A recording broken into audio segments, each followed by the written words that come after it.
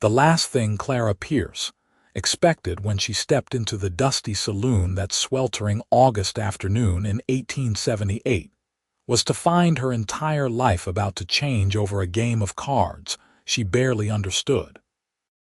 She had been sitting alone at a corner table in the Red River Saloon in Fort Kearny, Nebraska, for nearly an hour, methodically laying out cards in patterns she had seen through the grimy window the night before. The establishment was nearly empty at this hour, just past noon, with most respectable folks tending to business and the serious drinkers not yet emerged from wherever they nursed their morning regrets. Clara had chosen this time deliberately. At 22 years old, she had learned that a woman alone attracted less attention when fewer eyes were around to notice. The cards were worn and greasy, borrowed from the bartender who had looked at her with such profound confusion that she almost laughed. She did not know poker from patience, could not tell a flush from a straight, but she was determined to learn. Her father had lost everything they owned to a card sharp in Omaha 3 months before putting a bullet through his own head, and her mother had followed him into the grave within a fortnight, though the doctor said it was pneumonia that took her. Clara knew better. It was a broken heart and a broken spirit, and she had sworn over both their graves that she would never be so helpless, so ignorant of the weapons men used to destroy each other. She flipped over another card, trying to remember the combination she thought might be valuable, when a shadow fell across the table. Clara looked up sharply, her hand instinctively moving toward the small knife she kept tucked in her boot, a habit she had developed during 3 months of traveling alone. The man standing there was tall, broad-shouldered, with dust coating his dark trousers and a hat that had seen better days pulled low over his eyes. But when he tilted his head up to look at her properly, she found herself staring into the warmest brown eyes she had ever seen, framed by laugh lines that suggested he smiled more often than he frowned. "You are holding those cards wrong," he said, and his voice was rough like wind over prairie grass but not unkind. "May I?" Clara bristled immediately. "I did not ask for help." "No, you did not." He pulled out the chair across from her anyway, moving with the easy confidence of a man accustomed to taking up space in the world. "But watching you try to play poker with rules you are making up as you go is painful for anyone who actually knows the game." "Then do not watch," Clara said sharply, though she did not gather up the cards. Something about his tone lacked the mockery she had come to expect from men. There was no smirk pulling at his lips, no condescension dripping from his words. He simply stated facts as he saw them. He settled into the chair and reached for the deck, long fingers sorting through the cards with practiced ease. "Harris Locke," he said, not looking up from the cards as he began to deal. "Most folks call me Harris. I run cattle between here and Colorado, though I have been known to supplement my income at the poker table when the winter is hard and the cows are not selling." Clara Pierce. She watched his hands move, noting how he held the cards, how he shuffled them together. "I do not have money to gamble with if that is what you are after." "Good thing I am not after your money then." Harris dealt 5 cards to each of them, then set the deck aside. "Pick up your cards, hold them like this, fanned out so only you can see them. That is the first rule. Never let anyone see your hand unless you mean to." Clara did as he instructed, studying the 5 cards she held. A 7 of hearts, 2 clubs of different numbers, a queen of diamonds and an ace of spades. They meant nothing to her. "Now," Harris said, his own cards held expertly in one hand. "Poker is about making the best combination of 5 cards, but it is also about reading people, knowing when to hold and when to fold, when to bet everything and when to walk away. Your father a gambling man." The question caught her off guard, and Harris must have seen something in her face because his expression softened. "I am sorry," did not mean to pry. He was, Clara said quietly. It killed him. She met Harris's eyes defiantly, daring him to judge. So you might wonder why I want to learn a game that destroyed my family. Harris nodded slowly, setting his cards face down on the table. Because knowledge is power, and ignorance is what really killed him. If he had understood the odds, read the men he was playing against, known when the game was rigged, maybe he walks away. Maybe you are not sitting here alone trying to teach yourself poker from nothing. Something in Clara's chest loosened at those words. Yes, she whispered. Exactly that. Then let me teach you properly, Harris said. And when I am done, you will be able to spot a card sharp from across a crowded room and play well enough to hold your own at any table in the West. They spent the rest of that afternoon bent over the cards as Harris walked her through the basics. He explained the hierarchy of hands, from the simple pair to the near-mythical royal flush. He showed her how to calculate odds, how to read the betting patterns of other players, how to manage her chips when she had them. Clara proved an apt student, her quick mind seizing on the mathematical principles underlying the game, the psychology of bluffing and calling bluffs. The bartender brought them coffee as the afternoon wore into evening, and other patrons began filtering into the saloon. Clara barely noticed. She was wholly focused on the cards, on Harris's steady voice explaining concepts that had seemed impossibly arcane just hours before. He did not talk down to her or simplify things unnecessarily. He taught her as he would teach any serious student, and she was grateful for that respect. "You are a good teacher," she said as the light through the windows turned golden with approaching sunset. They had played through dozens of practice hands, and she was beginning to anticipate plays, to recognize patterns. Harris smiled, and the expression transformed his face from merely handsome to something that made her heart stutter unexpectedly in her chest. "You are a good student. Most folks, they want the shortcut, the trick that will make them win every time. You are actually learning the game." "Because there is no trick, is there?" Clara said. "Just skill and practice and understanding." "That is it exactly." Harris gathered the cards and began shuffling them again, the motion mesmerizing in its fluidity. "Where are you staying, Miss Pierce?" Fort Kearny is not the safest town for a woman alone. Clara felt her defenses rise automatically. "I can take care of myself."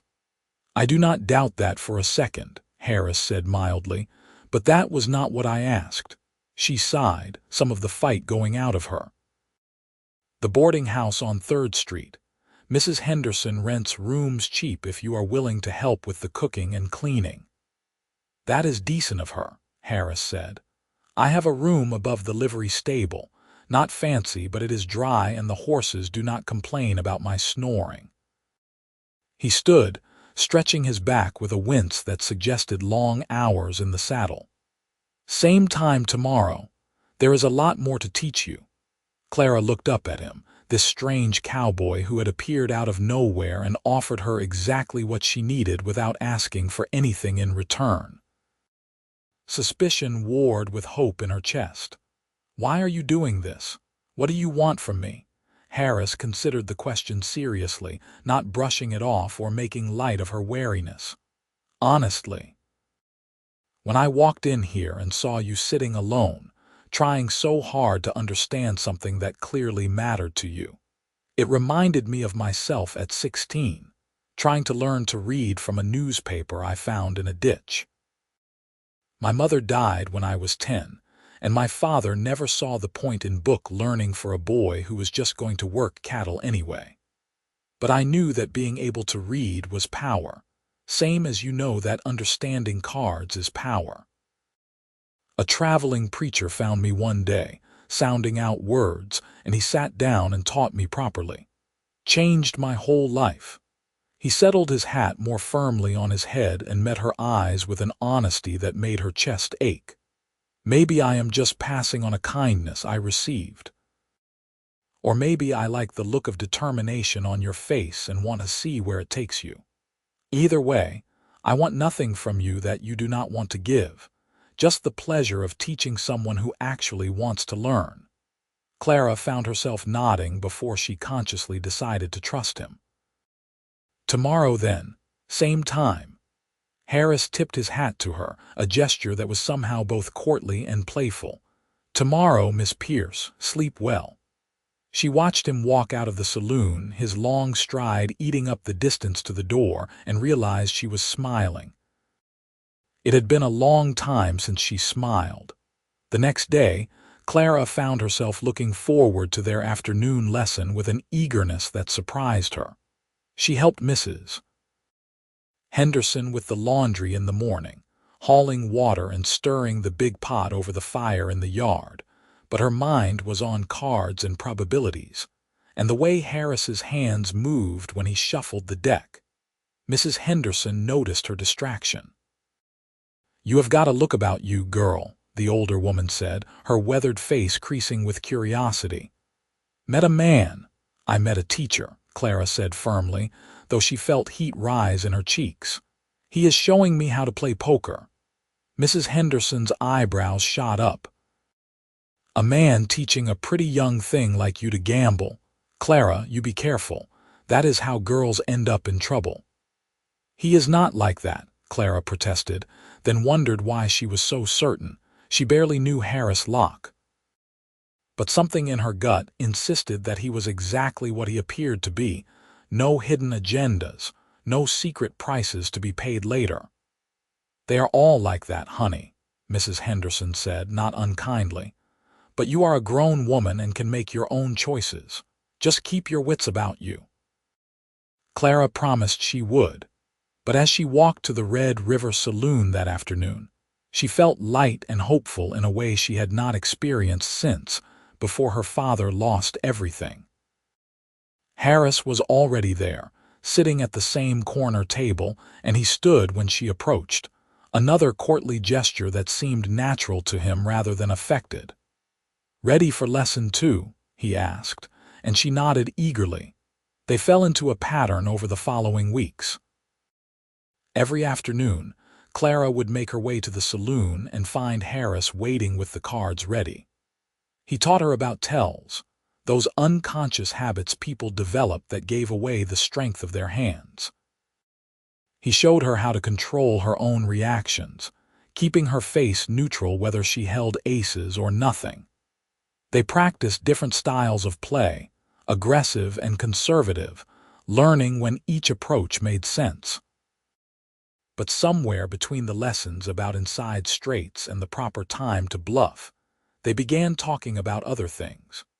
Harris told her about growing up on a small ranch in Kansas, about losing his mother to influenza and his father to a Comanche raid when he was 18.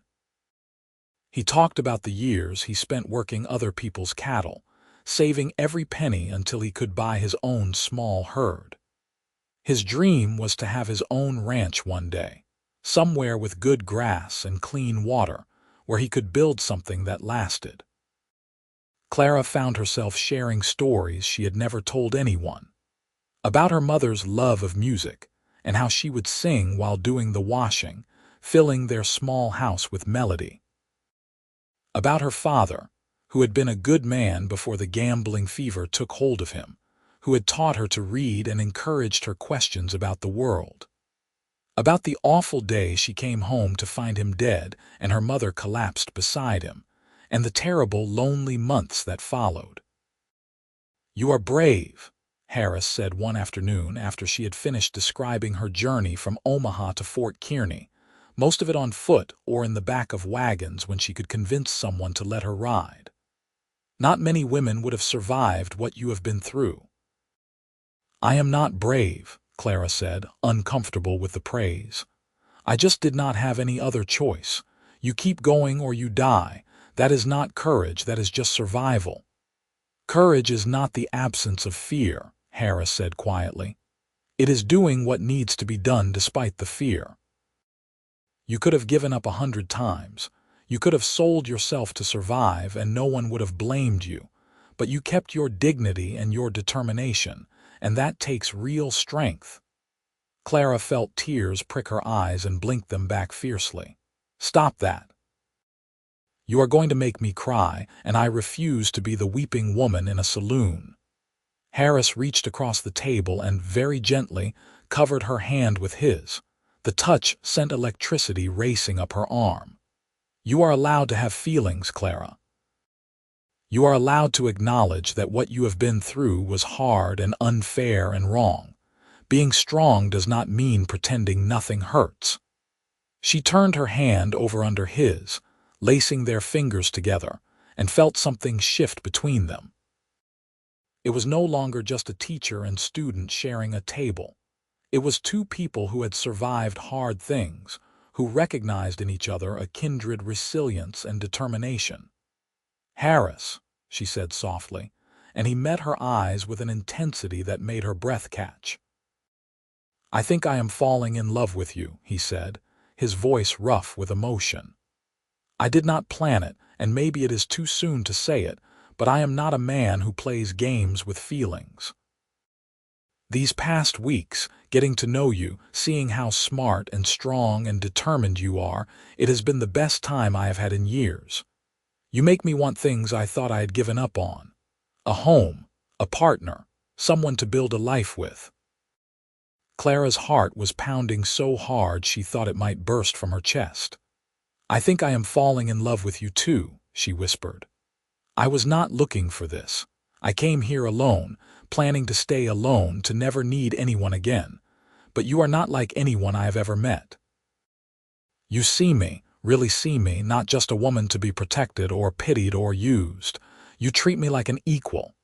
"Because you are my equal," Harris said firmly. "In every way that matters." He stood then, still holding her hand, and drew her to her feet. The saloon was quiet around them, just a few afternoon drinkers at the bar, lost in their own worlds. Harris cupped her face with his free hand, his thumb brushing her cheekbone with infinite tenderness. "May I kiss you?" he asked, and Clara loved him even more for asking, for not simply taking what he wanted. "Yes," she breathed, and then his lips were on hers, warm and firm and tasting faintly of coffee. It was nothing like the fumbling kisses she had received from boys back in Omaha before her world fell apart. This was a kiss between equals, full of promise and possibility, and when they finally broke apart she was trembling. "Well," Harris said, a smile spreading across his face. "That was worth waiting for," Clara laughed, feeling giddy and young and hopeful. "It certainly was." They sat back down, but everything had changed. Harris no longer sat across from her but beside her, close enough that their shoulders touched, their hands finding each other on the scarred wooden table. They continued the poker lesson, but the subtext had shifted from teacher and student to something infinitely more intimate. That evening, Harris walked her back to the boarding house, taking the long route through the quieter streets of Fort Kearney. The sun was setting, painting the sky in shades of orange and pink that seemed almost unreal in their beauty. They talked about everything and nothing, learning the rhythms of each other's speech, the cadences of each other's thoughts. At the door to the boarding house, Harris kissed her again, sweetly this time, a promise rather than a question. "Tomorrow?" he asked. "Tomorrow and every day after," Clara said, then blushed at her own boldness. But Harris just smiled, his whole face lighting up with joy. "I will hold you to that." Mrs. Henderson was waiting in the parlor when Clara floated inside, and the older woman took one look at her face and shook her head with a mixture of exasperation and fondness. "You went and fell in love with him, did you not?" "I did," Clara admitted, too happy to prevaricate. "He is a good man, Mrs. Henderson, truly good." "Well, I hope you are right," Mrs. Henderson said, "but either way, you have got that look about you that says nothing I say is going to make a bit of difference. Young love is like a wildfire, just burns through everything in its path." Clara went to bed that night feeling like she was floating. Her little room under the eaves was hot and cramped, but she barely noticed. All she could think about was Harris, his smile, his kindness, the way he made her feel like she mattered, like she was someone worth knowing and loving. The next weeks passed in a golden haze. Clara's poker skills improved dramatically under Harris's tutelage, and they began playing real games with other patrons of the saloon, though always for small stakes. She won more often than she lost, her mathematical mind and newfound skills serving her well. But more importantly, she and Harris fell deeper into love with each passing day. They took long walks along the Platte River in the evenings, talking about their dreams and plans. Harris wanted to find land somewhere with good water, maybe western Nebraska or even Colorado territory. Clara wanted to never be helpless again, to build something of her own that no one could take away. They fit together like two pieces of a puzzle, different but complementary. One evening in late September, with autumn beginning to crisp the air, Harris took her hand as they stood on the riverbank watching the sun set. "Clara Pierce, I know we have not known each other long by conventional standards, but I feel like I have known you my whole life. You are the other half of my soul, the partner I did not know I was looking for. Would you do me the honor of becoming my wife?" Clara felt tears streaming down her face, but these were tears of joy, not sorrow. "Yes," she said, her voice shaking with emotion. "Yes, Harris, I will marry you. I want nothing more than to build a life with you." He pulled a ring from his pocket, a simple silver band with a small turquoise stone. "It was my mother's," he said as he slipped it onto her finger. "The only thing I have left of her. She would have loved you, Clara. You have got her strength and determination." They married 2 weeks later in the small church at the edge of town, with Mrs. Henderson and the saloon bartender as witnesses. Clara wore a dress she had sewn herself from fabric Harris had bought her, cream-colored cotton with blue trim that matched his eyes. She had never felt more beautiful or more loved than she did standing beside Harris, promising to love and honor him for the rest of her days. The preacher pronounced them husband and wife, and when Harris kissed her, Clara felt like her heart might burst with happiness. This was what she had survived for, this moment, this man, this future stretching out before them full of possibility. They spent their wedding night in the room above the livery stable, and Clara learned what it meant to be truly intimate with someone you loved. Harris was gentle and patient, making sure she felt safe and cherished, and when she fell asleep in his arms afterward, she felt complete in a way she never had before. The next morning, they began making concrete plans for their future. Harris had saved almost $2,000 from his cattle work and poker winnings, enough to make a down payment on land. They spent days poring over maps and talking to other ranchers, trying to determine the best location for their new life. In the end, they decided on a piece of land in the northwestern part of Nebraska, near the town of Chadron. It was rough country, but there was good grass and a creek that ran year-round. The land was cheap, because it was isolated and the Lakota Sioux still raided through the area occasionally. But Harris was not afraid of hard work or hard conditions, and Clara had long since stopped being afraid of much of anything. They left Fort Kearney in early October, driving Harris's small herd of cattle before them and pulling a wagon loaded with supplies. It was hard traveling, cold nights and long days, but Clara had never been happier. She rode beside Harris on a sturdy mare he had bought her, learning about cattle and horses, about reading the land and the weather. At night, they would make camp and Harris would teach her more about poker, but now they played for kisses instead of chips, and the lessons always ended with them wrapped in each other's arms under the stars. Clara marveled at how completely her life had transformed in just a few short months. She had arrived in Fort Kearney broken and alone, and she was leaving it whole and loved. The land they had bought was everything the seller had promised, and nothing like Clara had imagined. It was vast and empty, rolling hills covered in brown grass that would green up in the spring, the creek cutting through the middle like a silver ribbon. There was a small cabin already built, just 2 rooms, but it was sturdy and had a good stone fireplace. "It is perfect," Clara said, standing beside Harris on a hill overlooking their property. "We can build something real here." "We will build something real here," Harris corrected, pulling her close. "Together." They spent the fall and winter working from dawn to dusk, preparing for the harsh Nebraska winter and establishing their ranch. Harris built a barn for the cattle and horses, while Clara worked on making the cabin more livable, chinking gaps in the walls and sewing curtains for the windows. They worked as a team, each contributing their strengths, learning to anticipate each other's needs. Winter came hard and fast that year, snow piling up until the world was white and silent. They spent long evenings by the fire, Harris teaching Clara about ranching while she read aloud from the books they had bought in town. Sometimes they played poker, Clara's skills now so sharp that she won as often as Harris did. But mostly they talked, learning each other in the deep way that only comes from shared isolation and intimacy. On Christmas Eve, Clara told Harris she was pregnant. She had been fairly certain for a few weeks, but had waited to be sure before saying anything.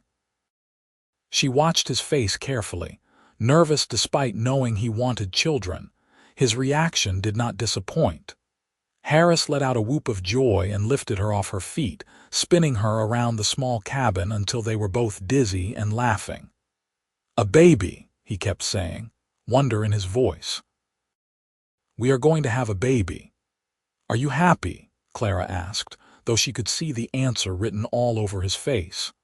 "Happy does not begin to cover it," Harris said, setting her down gently and placing his hand on her still flat belly.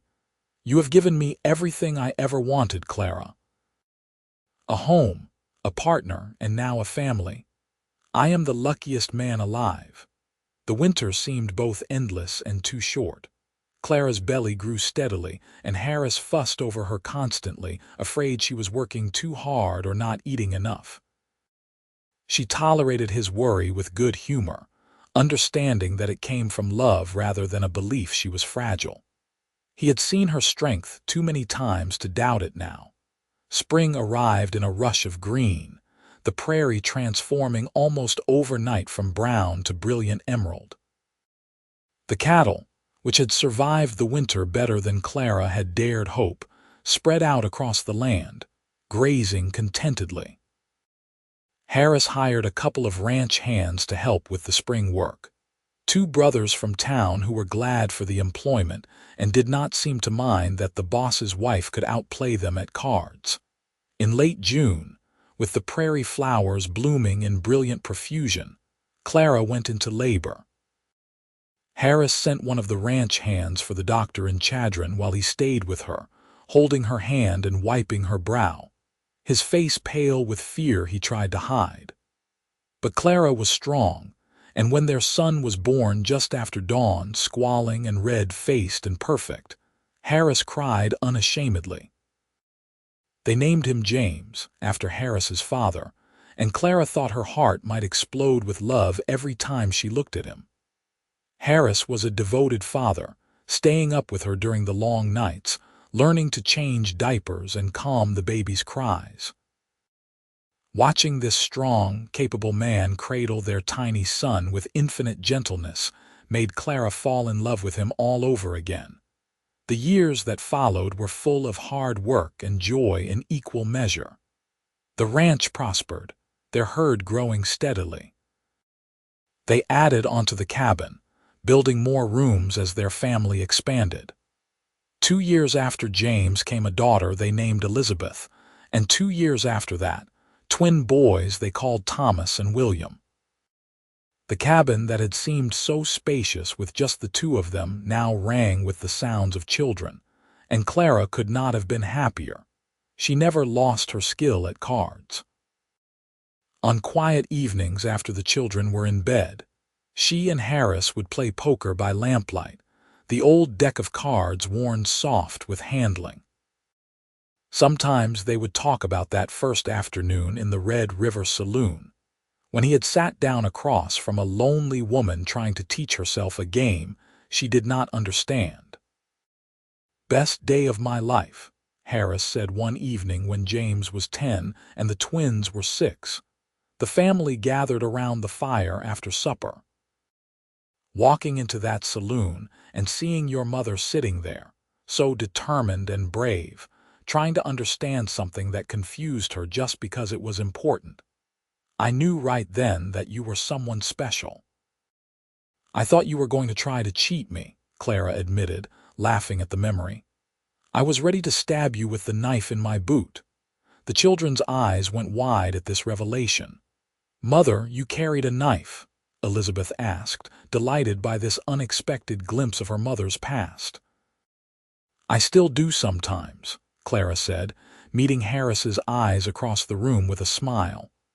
"Though these days I am more likely to use it to cut vegetables than to defend myself from card sharps." "Tell us the story again," James begged, "about how you met and fell in love." So Harris and Clara told the story once more, taking turns, their voices blending together the way their lives had blended. They told about the poker lessons and the long walks by the river, about the proposal and the simple wedding, about the hard journey to their land, and the years of work that had built this life they now lived. When the children finally went to bed, Clara and Harris sat on the porch, watching the stars emerge one by one in the darkening sky. The prairie stretched out around them, their land, marked by the sweat and love they had poured into it. Cattle lowed in the distance, and somewhere an owl called, but mostly there was just the comfortable silence of two people who knew each other completely. "You ever regret it?" Harris asked quietly. "Marrying me, coming to this hard place, all the struggles we have been through?" Clara took his hand, this man who had seen her at her lowest and helped her become her best. "Never," she said firmly. "Every hard thing we have faced together. Every joy has been sweeter because you were there to share it. You gave me back my life that day in the saloon, Harris. You dealt me a better hand than I ever could have hoped for." "No," Harris said, raising her hand to his lips. "You were always meant for this life, Clara. You had the strength and determination inside you all along. I just happened to be there when you needed someone to see it." They sat in silence for a while longer, two souls who had found each other against all odds, who had built something lasting from nothing but love and determination. The ranch they had created would be here long after they were gone, a testament to what two people could achieve when they worked together toward a common dream. As Clara looked out over the land they had claimed and tamed, at the cabin full of sleeping children, at the man beside her who had loved her when she thought she had nothing left worth loving, she felt a profound sense of peace. Her father had lost everything to cards, had let the game destroy him and their family. But she had learned the game, mastered it, and used that knowledge to take control of her own destiny. And in learning, she had found Harris, her teacher, her partner, her love. The best hand she could have ever been dealt. Years continued to unfold like the prairie seasons, each bringing its own challenges and rewards.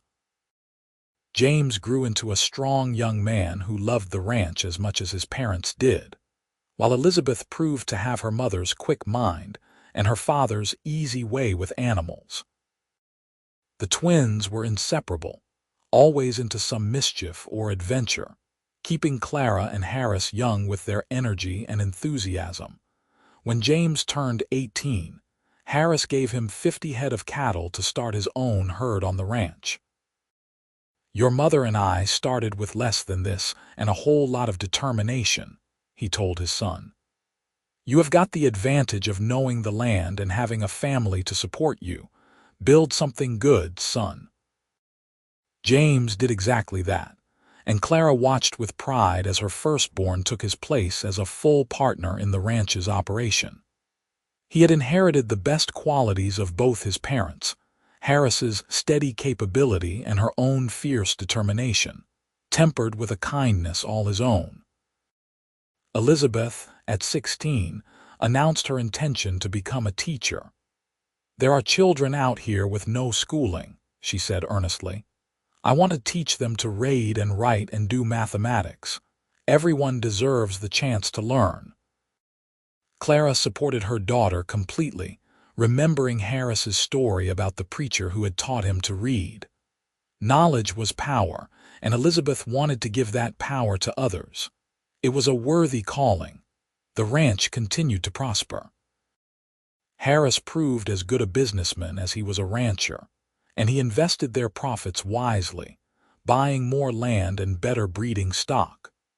But he never forgot where they had come from, and he was generous with neighbors who fell on hard times, extending credit and assistance freely. Clara ran the household with the same efficiency she had once brought to learning poker, but she also found time to help other women in the community. She taught reading and basic mathematics to those who had never had the opportunity to learn, and she became known as someone who could be counted on in times of trouble. More than one woman found refuge at the Locke Ranch when fleeing a bad situation, and Clara never turned anyone away. On their 20th wedding anniversary, Harris took Clara into town for a rare evening out. They left the children, now mostly grown, in charge of the ranch, and rode the 20 miles to Chadron in the wagon, talking and laughing the whole way. It felt like a grand adventure, just the two of them, the way it had been in those early days. Harris took her to dinner at the hotel restaurant, the fanciest establishment in town, and Clara wore the dress he had bought her for the occasion, deep blue silk that made her eyes shine. Over roast beef and potatoes, they reminisced about the years they had shared, the struggles and triumphs, the way they had built a life from nothing but love and determination. After dinner, Harris led her to the saloon, and Clara laughed when she realized where they were going. "Are you taking me gambling, husband? I thought we might play a few hands," Harris said with a grin, "for old time's sake." They sat down at a poker table with 3 other players, local ranchers Harris knew from cattle sales. The men were clearly surprised to see a woman at the table, and even more surprised when Clara won the first 2 hands easily, her face serene and unreadable. By the end of the evening, Clara had won nearly $50, more than any of the men. They paid up with good humor, though, clearly impressed by her skill. "Where did you learn to play like that, Mrs. Locke?" one of them asked. "My husband taught me," Clara said, smiling at Harris with all the love in her heart. 20 years ago, he sat down at a table where I was trying to teach myself cards and showed me how the game was really played. Best decision I ever made, learning from him." "Best decision I ever made, teaching you," Harris replied. "You were the best student I could have asked for in cards and in life." They rode home under a sky full of stars, Clara tucked against Harris's side on the wagon seat, feeling young and giddy and deeply, profoundly happy. 20 years of marriage, 4 children, a successful ranch, and a love that had only grown stronger with time. It was more than she had ever dreamed of during those dark days after her parents died. "Thank you," she said quietly as they approached their land, the lights of the cabin visible in the distance. "For what?" Harris asked, though she knew he understood. "For seeing me that day in the saloon, for sitting down and teaching me instead of walking away. For loving me when I did not think I would ever be loved again. For giving me this life, this family, this home. For everything, Harris. Thank you for everything." Harris stopped the wagon and turned to face her, his hand cupping her cheek with the same tenderness he had shown that first time he kissed her. "Clara Locke, you are the best thing that ever happened to me. I did not give you this life. We built it together, equal partners in everything. That is what I love most about us. We see each other clearly, respect each other completely, and love each other fiercely. That is a rare thing, and I thank God for it every single day." He kissed her then, deep and sweet, and Clara felt the same spark she had felt on their wedding night, the same passion that had created their children and sustained them through hard years. After 20 years of marriage, she was still completely in love with this man, and from the way he held her, she knew he felt the same. The children were waiting up when they got home, eager to hear about their parents' evening in town. Clara told them about the dinner and the poker game, about how their father had been the one to teach her cards all those years ago. She watched the children's faces as they listened, seeing the love and respect they had for both their parents, and felt a deep satisfaction. This was what she and Harris had built together, not just a successful ranch but a family bound by love and mutual respect. As the years continued their steady march, Clara and Harris aged gracefully together. Harris's hair went silver, and lines deepened around Clara's eyes, but they remained active and engaged with the ranch and their growing family. James married a rancher's daughter from Chadron, a sweet girl named Sarah who fit seamlessly into the family. Elizabeth went to Teachers College in Lincoln and returned to start a school on the ranch, teaching not just her own younger brothers but children from neighboring ranches. The twins, now young men, worked the cattle with their father, learning the business from the ground up the way James had. Grandchildren began to arrive, first James and Sarah's son Henry, then their daughter Martha, then more from Elizabeth after she married the town doctor. The cabin that Harris and Clara had started in seemed to burst at the seams during family gatherings, filled with the noise and chaos and joy of a large, thriving family. Through it all, Clara and Harris remained partners in every sense of the word. They still played poker on quiet evenings, though now often with children and grandchildren joining in, Clara teaching the next generation the skills Harris had taught her. They still took walks in the evening, hand in hand, surveying their land and their legacy. They still talked for hours, never running out of things to say to each other, still finding new facets of each other's personalities to discover and appreciate. When Harris turned 60, he began training James to take over more of the ranch's operations. "I am not ready to retire yet," he told Clara with a grin. "But I want to make sure I have time to spoil our grandchildren properly.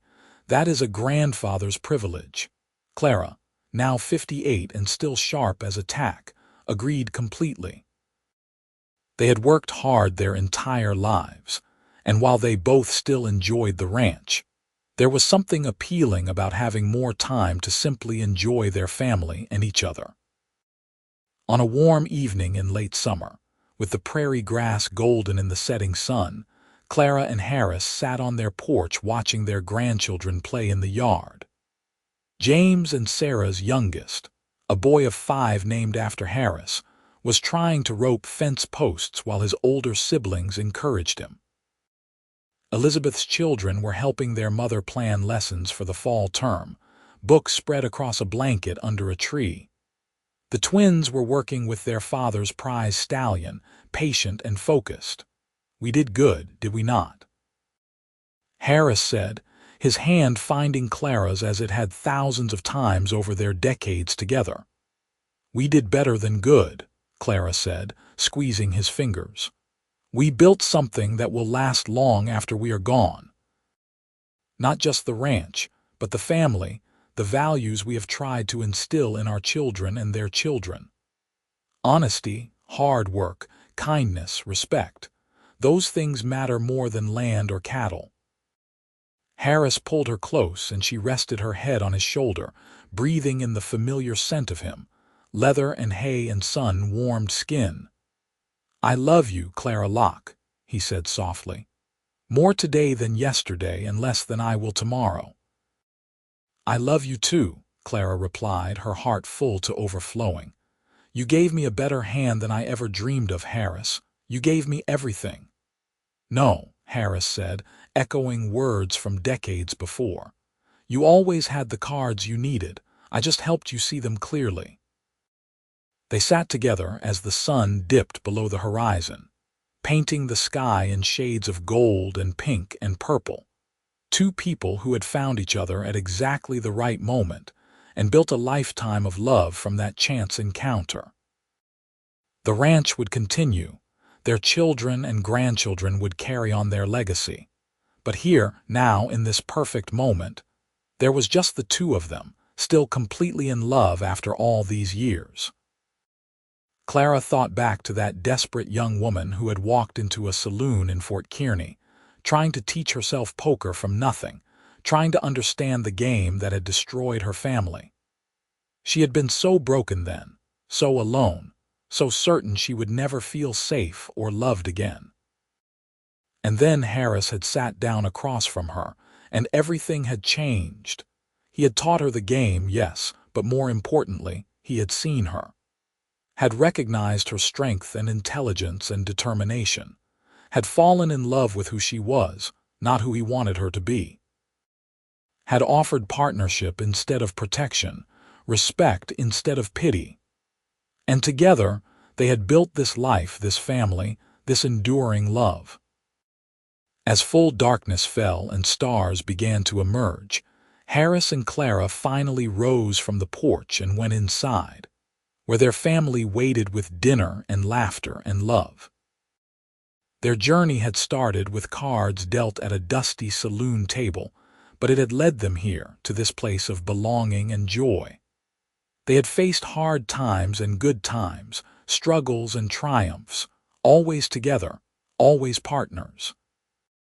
And when they finally laid down their cards for the last time, decades in the future, they would do so knowing they had played their hand perfectly, turning nothing into everything, teaching each other what it meant to love deeply and live fully. The cowboy who had sat down to teach a lonely woman card games had found his soulmate, and she had found hers. Together, they had dealt themselves the best hand of all, a lifetime of love and partnership that endured through everything.